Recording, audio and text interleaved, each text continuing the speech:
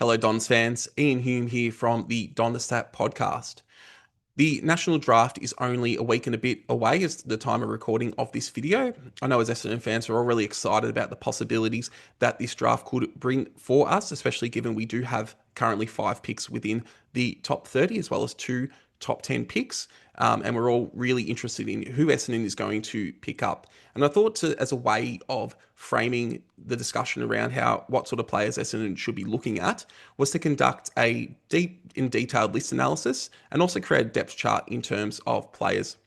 This will give us a sense of the areas of Essendon's list that are in most need of filling, as well as helping us consider the sort of players we might want to pick up in the national draft.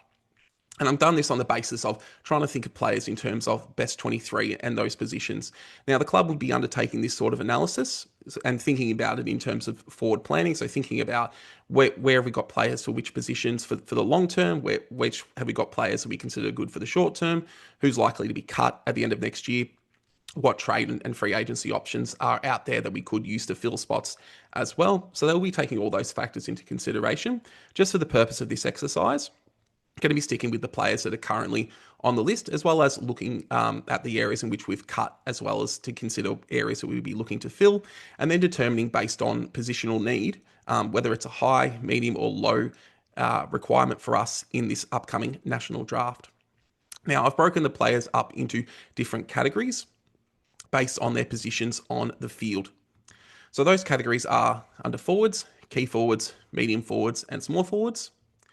For defenders, key defenders, medium defenders, and small defenders. And for midfielders, ruckman, wingman, inside midfielders, in-out midfielders, and outside midfielders.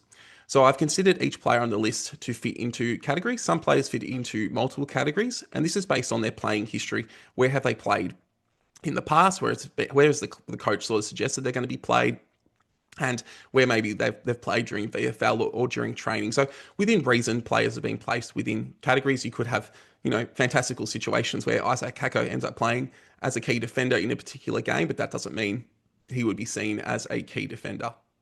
Now, for the players within those categories, I've also given them a rating based on whether I consider them to be a best 23 player and how locked in they are to that best 23 based on what we've seen so far. So if the player has green, then they are a lock for a best 23, as in I consider them in perfect circumstances. And this exercise is done on the basis of full fitness for Essendon players, which I know wishful thinking, but we are conducting a hypothetical here that I would consider to be locked into the best 23. If a player is given a blue rating, then I consider them in that position based on matchup or circumstantial situations, whether that's an injury or whether there's a particular matchup which this player is suited to that's outside of their normal playing area. Then I've given them that scenario there. Players in yellow are players I consider to be likely to be in the best 23 given full fitness, but they're not locked in. So they're not players that you set and forget. They're players you're sort of considering, but more likely than not, they would be in the best 23 by my thinking. Players who are in orange are on the fringe. So they're more likely than not outside the best 23, but with a strong preseason or different circumstances or different setups, they could push into the best 23. You've got players in purple who I consider to be developing. These are generally first or second year players that are players of promise that have shown a little bit, but need a little bit more development time before you can really consider them, towards the best 23. And as I said, I've also considered the delisted players as well to give us a sense of where Essendon has lost depth from in terms of its positions. And that gives us a bit of a sense of where we may need to fill list positions. So let's start with the key forwards. Now, I consider key forwards to be players who generally play the anchoring role in the forward line and generally on the opposition's best defender. Now, for me, on our current list, the players that I would consider to be key forwards are Nate Caddy, Peter Wright, Archer May, Liam McMahon, and Carl Gerine, or project as key forwards. So Nate Caddy is obviously one player on Essendon's list with superstar A-grade potential, which we have lacked for quite a long time. He projects as a 10-year lock as a key forward. He's not a traditional, man-mountain key forward, but he's the sort of player that's going to be the center point of our forward line. He's going to get the best defender quite often. He's there for the next 10 years, so that's why he's at the top of this current list. I have Peter Wright Also, as a lock, his flexibility to be able to play as that second ruck is really powerful, and he's one of the best second rucks in the competition. And I thought his form for the most part last year as a key target was better than it had been for the previous 2 years. Since his big year in 2022 when he won the best and fairest, it was probably his best year since then. Playing in terms of playing as a key forward with that other string to his bow of his ruck work, I've got him as a lock for the 23 in my mind. Archer May and Lee McMahon are both in the similar positions. Yes, that they're only first year players, but I think with mid-season draft picks, they don't have quite as long a leash in terms of how long you give them as players picked up in the national draft, like the final player on the list in terms of Kyle Ryan. Both May and McMahon have shown glimpses of what they can do. I think Archer May probably more as a whole package projects as a long-term key forward than Liam McMahon does. Liam McMahon has a very good one wood, which is taking a mark and kicking a goal. But outside of that, we're not sure whether he's got more strings to his bow that he could develop to be sort of a leading key forward there. Even though he's not the biggest player, he plays like a key forward. You know, he leads out of the goal square, so he's in there. And then, as I said, Kyle Ryan, he's in a development phase. He's obviously coming from a fair way back as a young big man. We know big men take time to develop, and it'll be interesting to see how he comes back this season with his preseason and how much he's improved. Particularly, he'll be a big watch on the 2K time trial, for example. For me, the draft need for key forwards this year is a medium level need. We do only have Nate Caddy as a long term key forward option on the list. Peter Wright, you know, if we jumped up the ladder in the next couple of years, I think if you look at how some of the teams that have won premierships and the key forwards that they've had, Melbourne springs to mind. Peter Wright could play a Ben Brown style role in a premiership forward line. So, you know, if it's within the next couple of years, you could see Peter Wright. But this is definitely an area where you would consider a player if they sort of fell back. You probably wouldn't be considering them too high, although there has obviously been a lot of talk about Essendon being linked to Cooper Duff Tyler, and whether he projects more as a forward or a ruckman is still up for debate. And if he does get through, which some people have suggested, he would be an enticing option. But for me, there are other greater needs on the Essendon list than a key forward at this stage that we need to get right before we look at that. Moving on to medium forwards. These are players of flexible size, so they can play up, they can play down. Generally, they can't hold down the number one option. They do need that other player to play the anchor role, as I'm sort of describing it in the forward line. They also can be really dangerous. So I think at the third best defender or the fourth best defender in certain circumstances, and that's when they can be really dangerous. For me, we have Kyle Langford as our number one in terms of medium forwards. You know, he did have an injury interrupted year last year, but across the previous 2 seasons, he kicked almost 100 goals between those 2 seasons, across those 2 seasons. The thing about Kyle, though, is he does have a lot of flexibility. We saw at the end of last season him going further up the ground when he came back into the side, you know, to allow players like Liam McMahon to play in the forward line. So that's something we could see in future. So he's down here as a medium forward, but we could see his role change through next year in order to better facilitate other members getting into the team and giving the team a bit more balance. I have Archie Perkins as a likely best 23. I know Archie has quite a lot of tease about his game, and he's someone that the fans tend to be really frustrated with, that he's not performing better. For me, I think his best place at this stage of where he's at is as that third forward, when he can sort of, you know, use the skills and talents that he has, getting up to outside 50 and kicking the ball inside 50 to find a target or hitting the scoreboard. I think that's where he's going to be best used for Essendon. And he's the sort of player for me that in a better team is going to do a lot better than in a poorer team, which Essendon have been. So I think his success is most determined on the success of the team. I still believe that with a long-term footballer there for Essendon, I know that that's not the view of a lot of Essendon fans, but that's where I have him, and I think at this stage he would still sort of be in and around that 23, although not as a lock. I have Harry Jones as being on the fringe, and I know that Harry Jones' height is of key forward size, but whenever we've seen him play, he's never played as that key forward. You know, he's always sort of floated in. You know, he's never taken he's never shown that he can take the number one defender. So even though he is of key forward height, for me, he is someone that plays more like a medium flexible forward. We saw a little bit of Tom Edwards. He's also that medium forward height. And, if Archie Perkins was going to lose his spot to anyone on this list, it would probably be Tom, but a lot will be depend on whether or not he comes back well from his ACL injury. And then Archer Daywicks, someone who's quite raw, clearly has some quite good skills, or some quite interesting attributes, but very raw and no guarantee of making it yet, especially as a rookie pick. So for me, this is similar to the key forward stocks. It's sort of a medium need. A lot probably depends on how good Tom Edwards and Harry Jones comes back from their respective serious injuries. If either of those can kick on and really sort of develop and get into sort of that green territory, then the future need for this position is lessened. But we obviously Kyle Langford there was some rumours of him wanting out towards the end of this year. So maybe this is an area we need to look at. But again, for me, it's not the area of highest need. Moving on to the small forwards, and these are creative players that play key offensive and defensive roles. They're really important at winning ground ball contests. So I often talk about the importance of key forwards getting the ball to ground to allow the small forwards into the game through their creativity.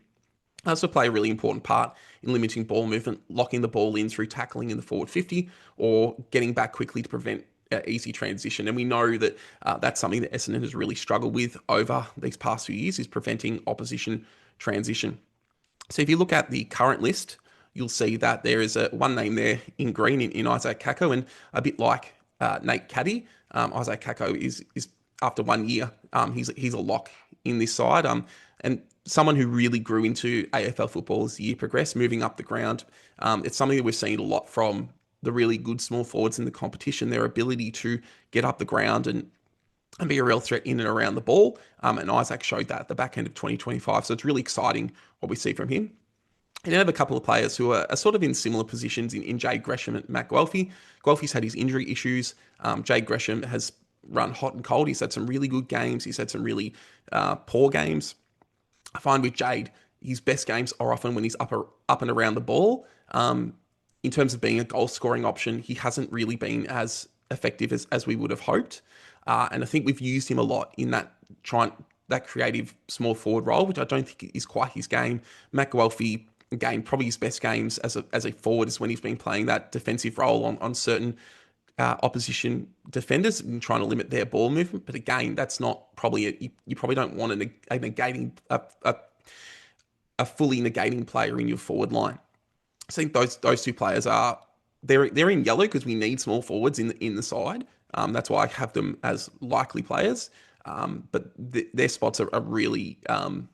I'd like to see those two players more as a fringe level, but the nature of our list at the moment means that you have to play them if they're fit because we just need small forwards. Reece Unwin, again, another player that showed a little bit his ability to weave through traffic is really exciting, but again, really raw, has a lot to work on. But there's definitely things that could see him become a key small forward in the side. A bit of an oxymoron given the three things I just spoke about. Or the things I spoke about, or a key small forward. Anyway. And then as you can see, we listed 4 players who've been playing sort of that small forward role. Ben Hobbs obviously drafted as a midfielder.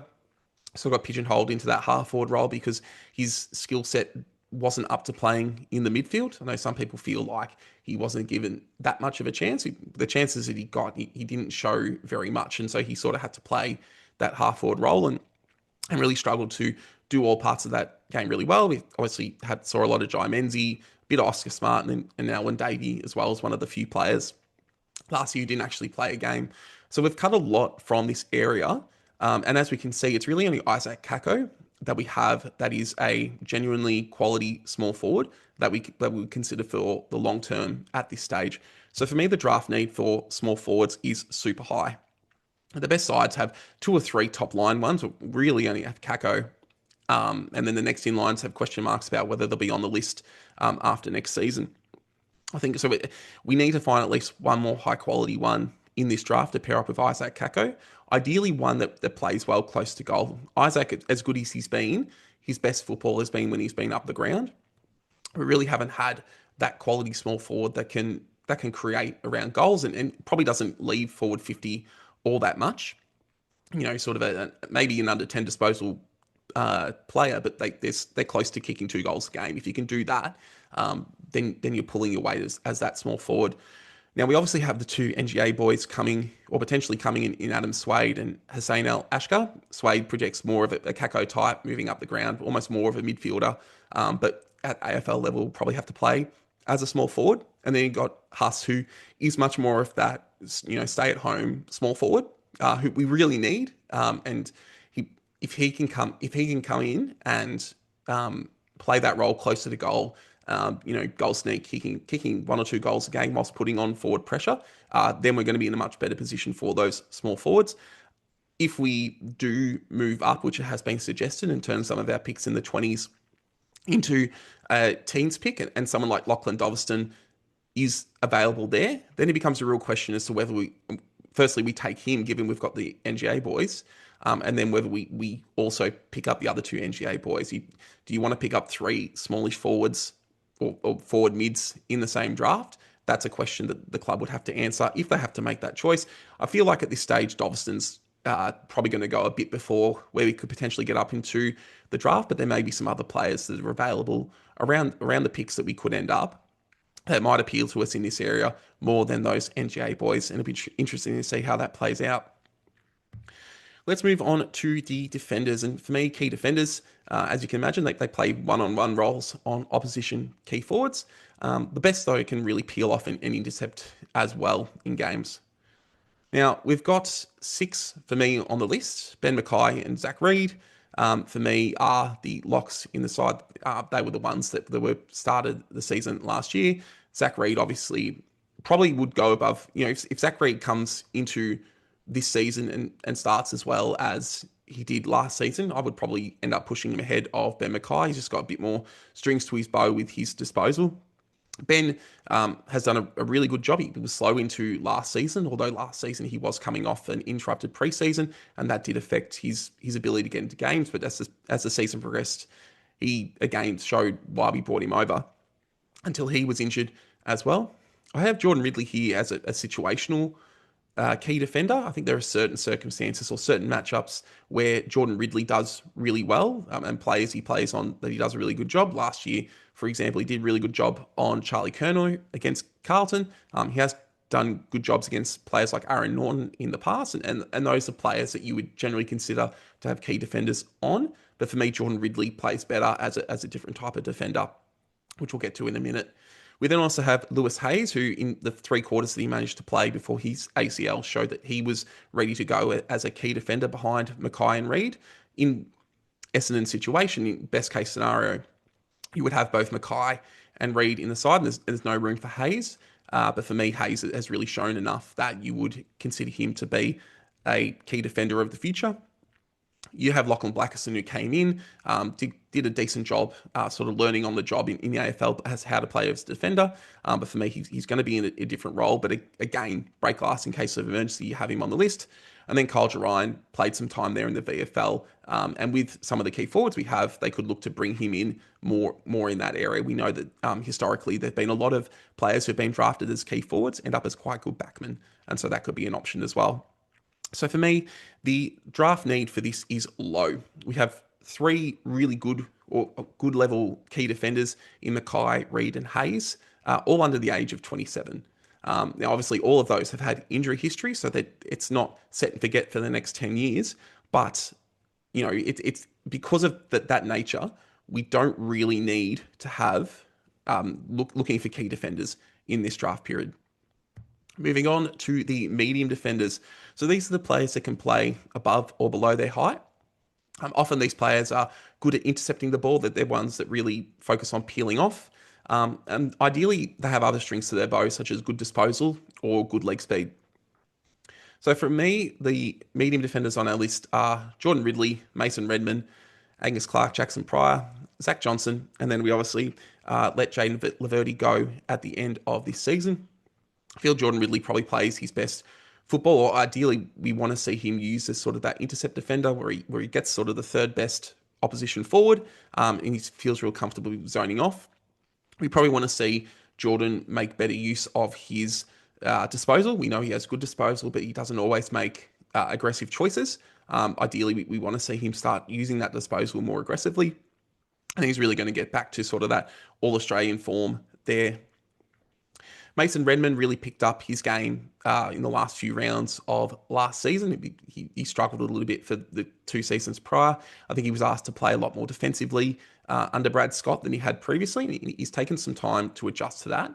But I think the great thing about Mason is that we've seen that he can play a lot taller than he has been, and you could even potentially see a defense where it's one of Mackay and Reid plus Ridley plus Redmond, and that's your sort of your three talls there, and that gives you a lot of flexibility in terms of moving the ball at pace. Angus Clark is an interesting one because there's so many places he could play. I've listed him as a defender here, and for me, he's likely in. He's sort of the player that I have earmarked as that seventh defender and wing rotation. So he's going to appear on the wingers list as well.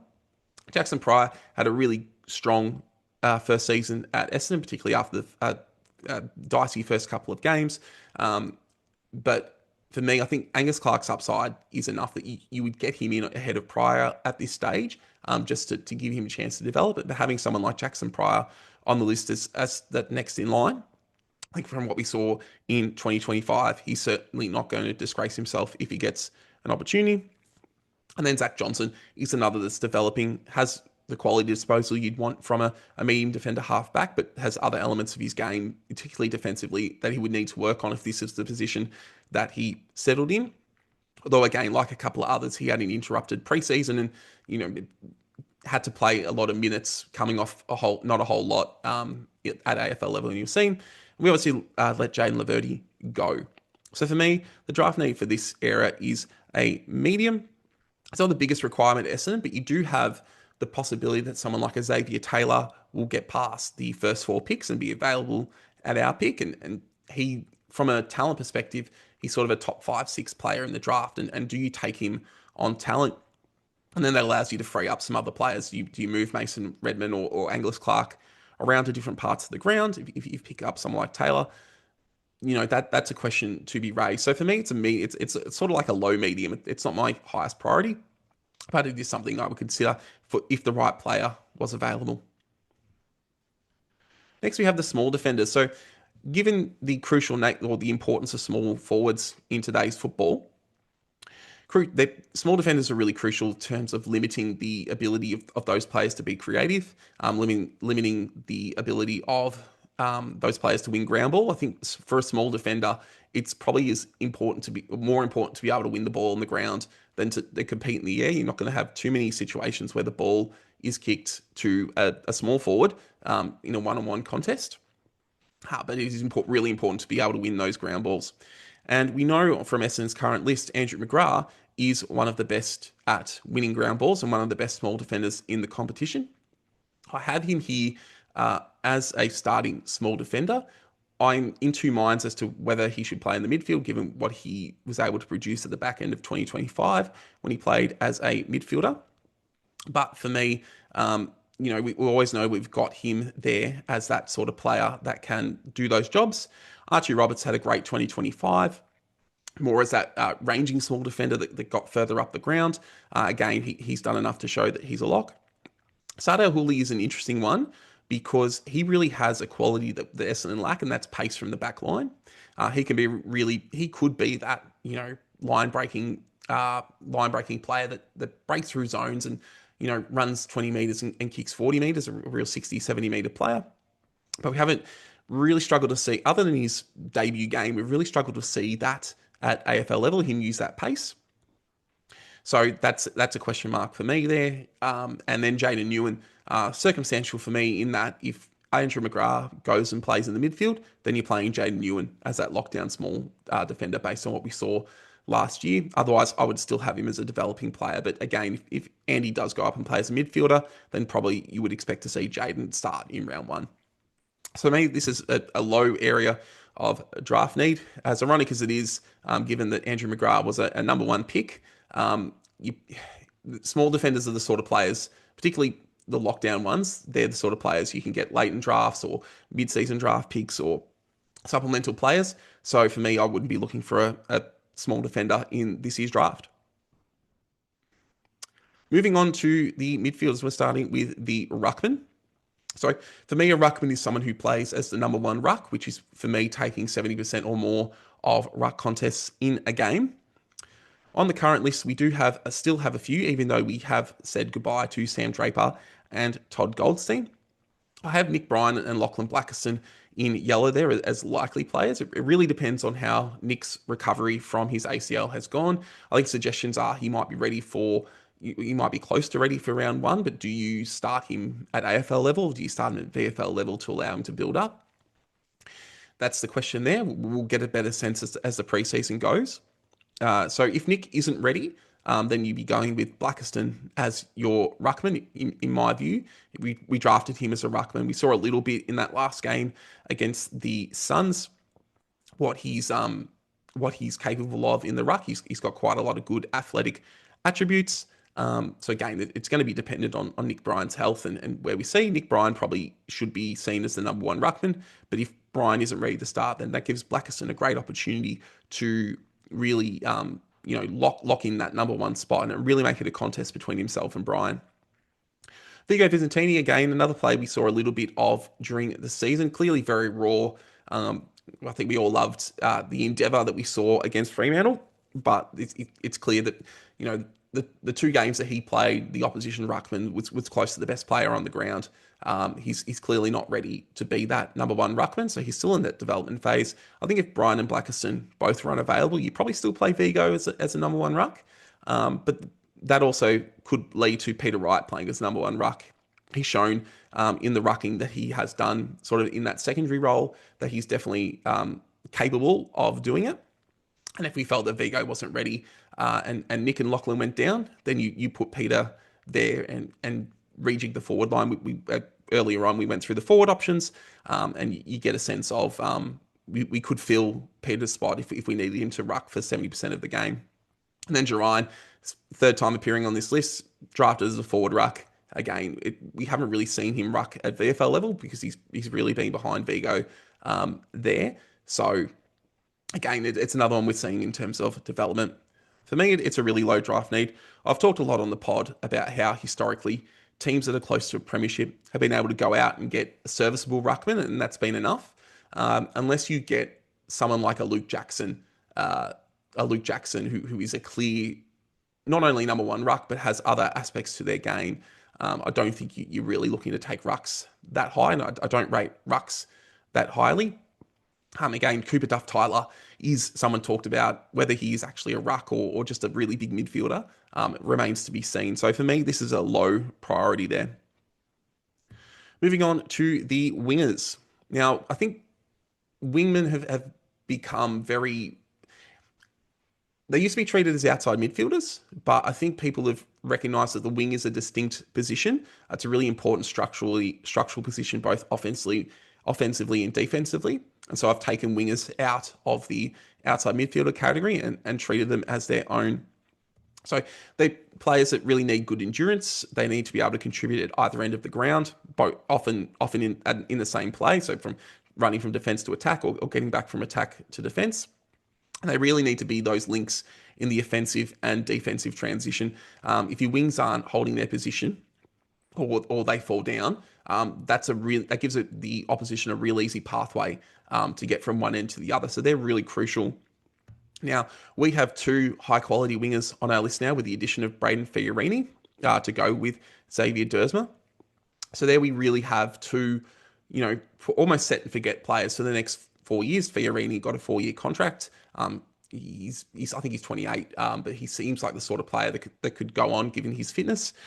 So you've probably got your wings sorted in terms of experienced wings for the next 3 or 4 years. Dersma has probably one game in 5 where it's a little bit off, but most of the other times he's really good. He's one of my favourite players.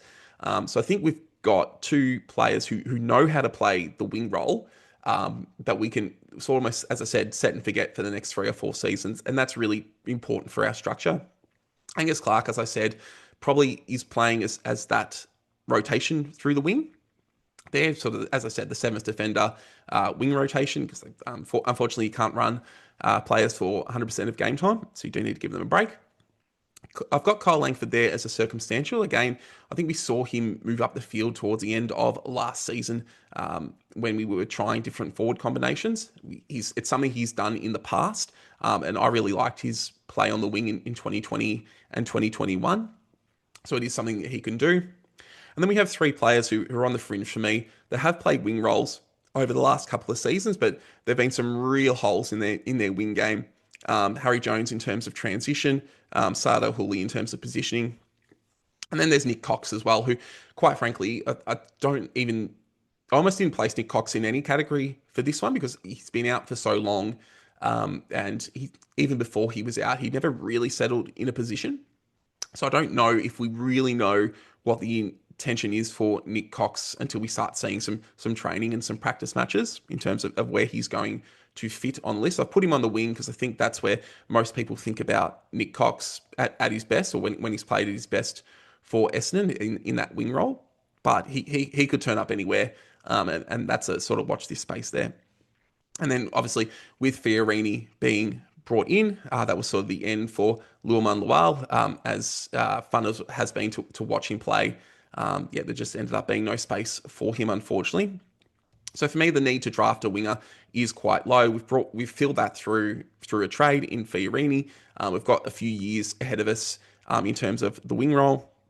And there's a lot of potential options currently on the list to fill that role. So I wouldn't be looking to draft a genuine winger in this year's draft. Now, onto the inside midfielders. For me, these are players who win first possession of the ball and clear congestion by hand or foot. They also can play defensive and blocking roles on other opposition inside midfielders. For me, in our current list, we have a few. Only have a couple. Darcy Parish, at his best, he's more in the next category, which I'm going to get into. But at the moment, the way he's played over the last couple of seasons, he's sort of been that inside midfielder.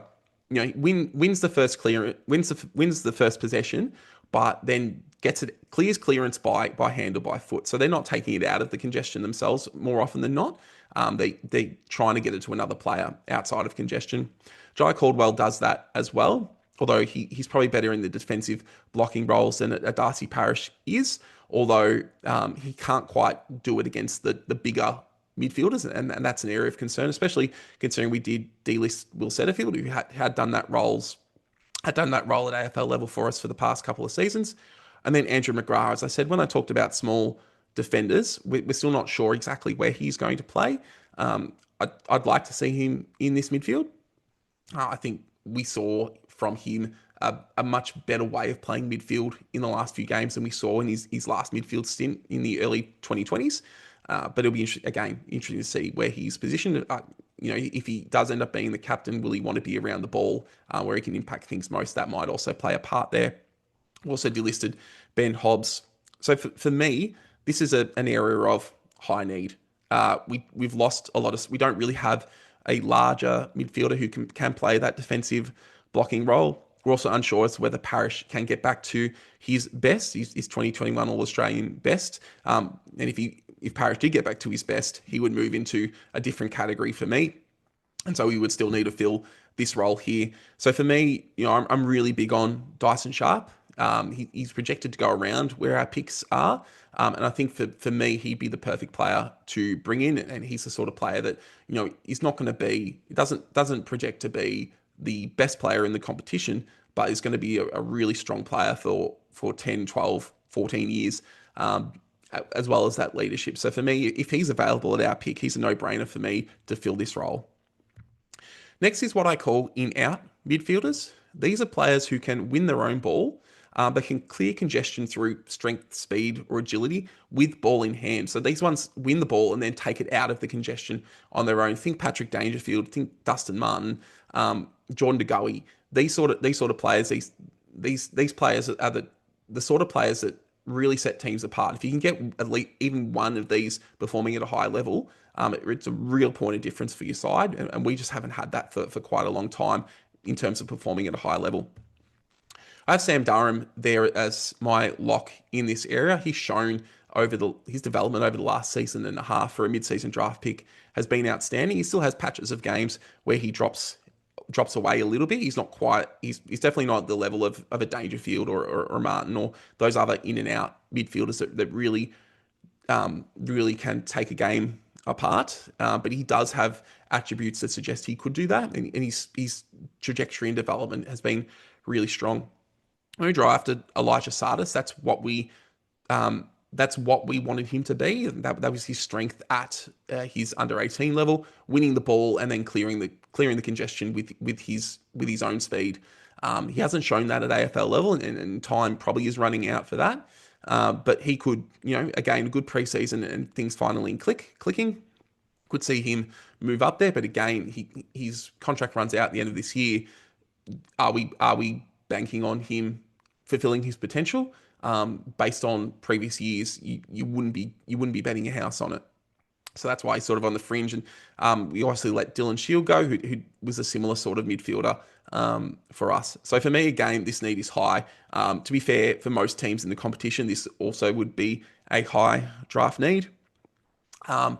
We've all been super excited by what Sullivan Roby has been doing as he's been moving up the draft orders, and now he's sort of in the rankings. He's sort of starting to go past us or past where our picks are. But he would be the perfect sort of player to fill this role in the side. And if he does get through to us at pick 5 and 6, then I would be stoked, and he would be another player that would definitely take as a massive list need. For me, though, if he doesn't get through, there's also Sam Cumming, who plays a similar style. He's not as big as Roby is, but he has the agility and speed to clear clearance there. And so for me, that's why I'm not overly upset if Roby doesn't make it. I think Sam Cumming can also play this role there. So we probably will have an option to try and fill this sort of role in this draft, which again is really exciting. The final one is outside midfielders. So these are players for me who, more often than not, this isn't to say they don't win their own ball, but more often than not, they're the ones receiving the ball from the inside mid. So the inside mid wins the ball, wins the first possession, gets it out of the congestion to the outside midfielder. And for outside midfielders, their ball use by foot is really highly valued in this role. Sometimes speed, leg speed can compensate for not great kicking. But for me, you want to have your best users by foot in this position. Obviously, Zach Merritt, he's been one of the best in the competition at this for close on 10 years. Obviously, things have been a bit iffy in terms of Zach, and I don't think we can lock Zach in for the next 3 or 4 years in this role. So it is probably something we are going to have to try and fill. Nick Martin, probably another one that, a bit like Parrish, could move from an inside midfield to in-out if he gets back to his best form. Nick Martin was starting to get to that point where he was an in-out midfielder before he did his knee. Hopefully he does come back strong and he can sort of progress into that in-out section. And then again, with Zach Johnson has the ball use to play this role with his left boot. But again, there's a lot of development in the other aspects of his game that he needs to work on to fill this role. So again, like all the other midfielders, this is a high need for me. We really lack that quality outside ball movement. It's a big reason why we're such a high team at turning the ball over to the opposition and turning the ball over in dangerous places for the opposition. So we really need to get some outside foot skills in this area. Josh Lindsay, someone who's fallen down draft boards recently for different factors.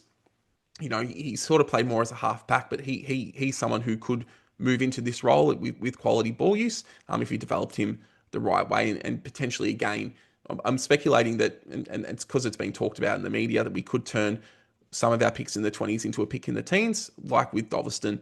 He's someone who could fall down to those sort of picks, and then we could use that to fill this role. So for me, after doing that exercise, our draft priorities are, at the high level, we want to be trying to fill those 3 midfielder roles: inside midfielders, in-out midfielders, and outside midfielders, as well as small forwards there. At a medium level, key forwards, medium forwards, and medium defenders. And then our low priority for this draft are ruckman, wingman, key defenders, and small defenders there. I think just in general, we should be looking at filling 2 of the midfield roles through the national draft. We should be trying to get in 2 small forwards.